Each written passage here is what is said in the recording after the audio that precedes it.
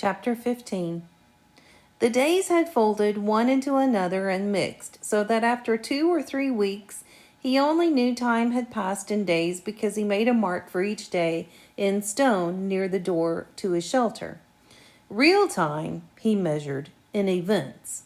A day was nothing, not a thing to remember. It was just sun coming up, sun going down, some light in the middle.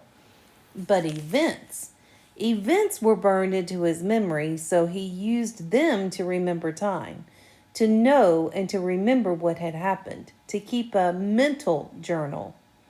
There had been the day of first meat. That had been a day had started like the rest. Up after the sun, clean the camp, and make sure there is enough wood for another night.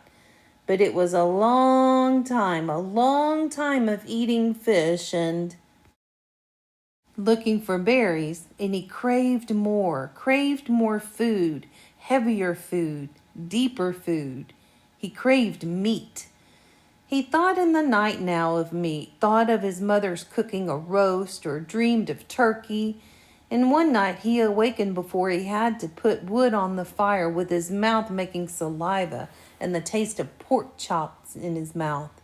So real, and all a dream, but it left him intent on getting meat.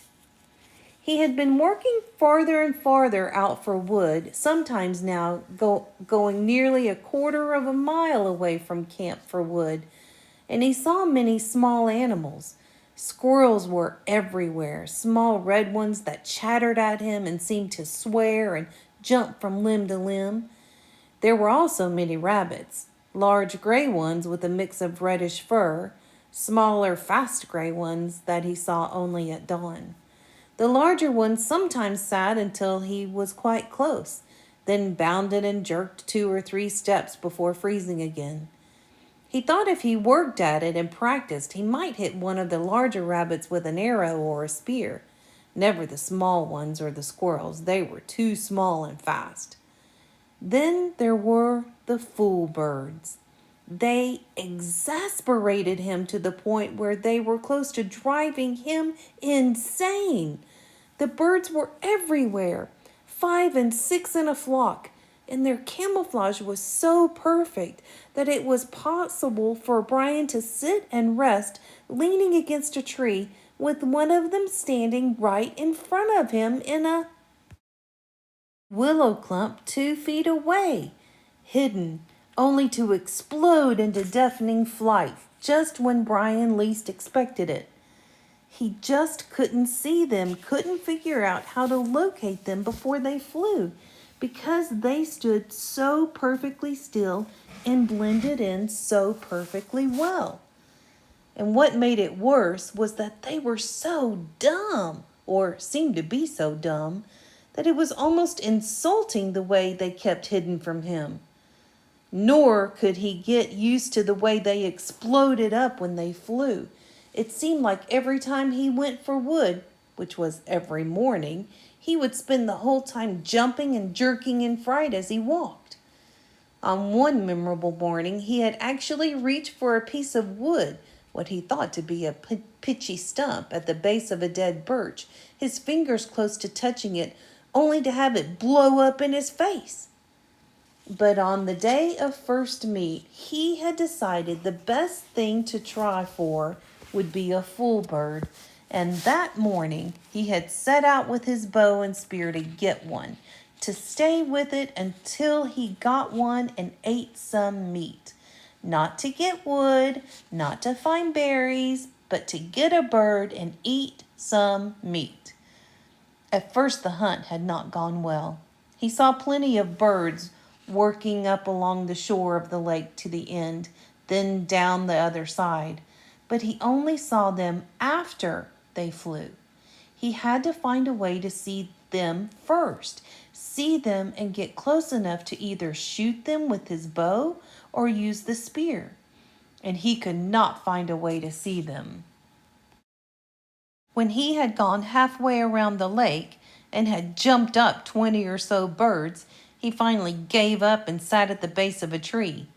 He had to work this out, see what he was doing wrong.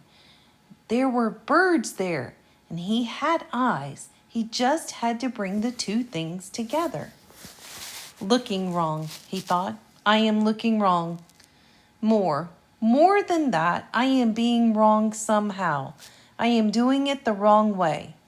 Fine, sarcasm came into his thoughts. I know that, thank you. I know I'm doing it wrong.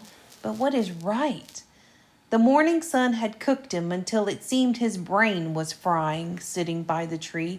But nothing came until he got up and started to walk again and hadn't gone 2 steps when a bird got up. It had been there all the time while he was thinking about how to see them right next to him, right there. He almost screamed. But this time, when the bird flew, something caught his eye, and it was the secret key. The bird cut down toward the lake then, seeing it couldn't land in the water, turned and flew back up the hill into the tree. When it turned, curving through the tree, the sun had caught it, and Brian, for an instant, saw it as a shape, sharp pointed in the front, back from the head in a streamlined bullet shape to the fat body. Kind of like a pear, he had thought, with a point on one end and a fat little body. A flying pear. And that had been the secret. He had been looking for feathers, for the color of the bird, for a bird sitting there. He had to look for the outline instead, had to see the shape instead of the feathers or colors, had to train his eyes to see the shape. It was like turning on a television. Suddenly, he could see things he never saw before. In just moments, it seemed he saw 3 birds before they flew, saw them sitting and got close to one of them, moving slowly, got close enough to try a shot with his bow. He had missed that time and had missed many more, but he saw them. He saw the little fat shapes with a pointy head sitting in the brush all over the place. Time and again he drew, held, and let arrows fly, but he still had no feathers on the arrows, and they were little more than sticks that flopped out of the bow, sometimes going sideways. Even when a bird was 7 or 8 feet away, the arrow would turn without feathers to stabilize it and hit a brush or a twig. After a time, he gave up with the bow. It had worked all right for the fish when they came right to the end of the arrow, but it wasn't good for any kind of distance, at least not the way it was now. But he had carried his fish spear, the original one with 2 prongs, and he moved the bow to his left hand and carried the spear in his right. He tried throwing the spear, but he was not good. Not good enough, not fast enough. The birds could fly amazingly fast, get up fast. But in the end, he found that if he saw the bird sitting and moved sideways toward it, not directly toward it, but at an angle back and forth, he could get close enough to put the spear point out ahead of almost to the bird and lunge with it. He came close twice, and then, down along the lake, not far from the beaver house, he got his first meat. The bird had sat, and he had lunged, and the 2 points took the bird back down to the ground and killed it almost instantly. It had fluttered a bit, and Brian had grabbed it and held it in both hands until he was sure it was dead. Then he picked up the spear and the bow and trotted back around the lake to his shelter where the fire had burned down to glowing coals. He sat looking at the bird, wondering what to do. With the fish, he had just cooked them whole, left everything in, and picked the meat off. This was different. He would have to clean it. It had always been so simple at home. He would go to the store and get a chicken, and it was all cleaned and neat, no feathers or insides, and his mother would bake it in the oven, and he would eat it. His mother from the old time, from the time before, would bake it. Now he had the bird, but he had never cleaned one, never taken the insides out or gotten rid of the feathers. And he didn't know where to start, but he wanted the meat, had to have the meat, and that drove him. In the end, the feathers came off easily. He tried to pluck them out, but the skin was so fragile that it pulled off as well. So he just pulled the skin off the bird, like peeling an orange, he thought, sort of. Except that when the skin was gone, the insides fell out the back end. He was immediately caught in a cloud of raw odor, a kind of steamy dung odor that came up from the greasy coils of insides that fell from the bird, and he nearly threw up. But there was something else to the smell as well, some kind of richness that went with his hunger, and that overcame the sick smell. He quickly cut off the neck with his hatchet, cut the feet off the same way, and in his hand he held something like a small chicken with dark, fat, thick breast and small legs. He set it up on some sticks on the shelter wall and took the feathers and insides down to the water, to the fish pond. The fish would eat them, or eat what they could, and the feeding action would bring more fish. On second thought, he took out the wing and tail feathers, which were stiff and long and pretty, banded and speckled in browns and grays and light reds. There might be some use for them, he thought.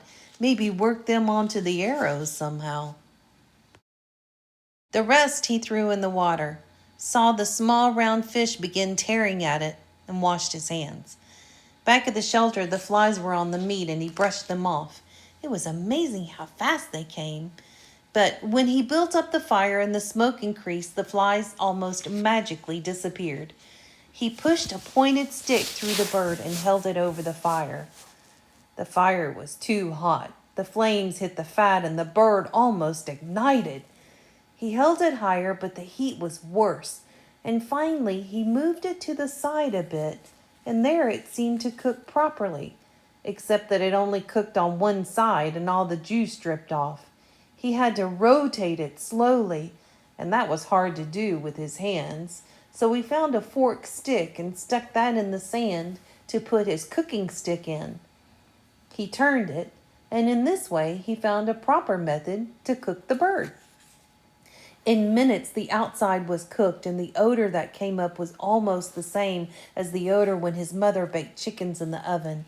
And he didn't think he could stand it. But when he tried to pull a piece of the breast meat off, the meat was still raw inside. Patience, he thought. So much of this was patience. Waiting and thinking and doing things right. So much of all this, so much of all living was patience and thinking.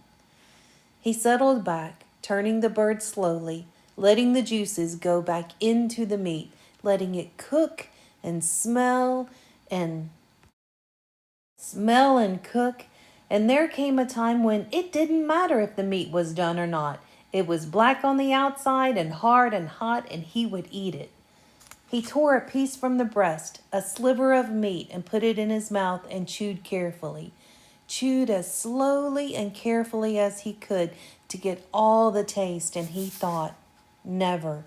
Never in all the food, all the hamburgers and malts, all the fries or meals at home, never in all the candy or pies or cakes, never in all the roasts or steaks or pizzas, never in all the submarine sandwiches, never, never, never had he tasted anything as fine as that first bite, first meat.